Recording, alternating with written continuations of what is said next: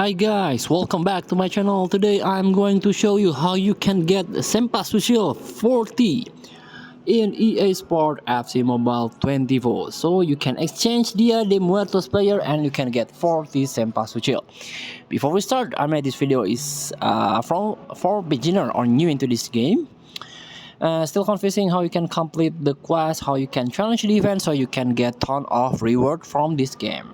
Let's get started by tap your club and this one exchange feature, tap it, and as you can see there are some options here: UCL group stage, universal rank player, Colmebol, David Beckham, and this one Dia de Muertos. I want to show you this one, the last one, Cempasuchil.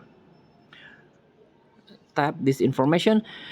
Cempasuchil itself can be earned from quest and challenge mode matches and used to exchange for player or other Dia Muertos item. This is very useful item. You can get this 40 Cempasuchil by exchange with Dia de Muertos player. For example, this one. Tap to confirm. And if you need this 40 Cempasuchil, just tap exchange button here. So feel free to try. If you need Cempasuchil to trade it with the item, please do it. Thank you for watching. Don't forget to comment, like, and subscribe. Also click thanks button below. Enjoy the game.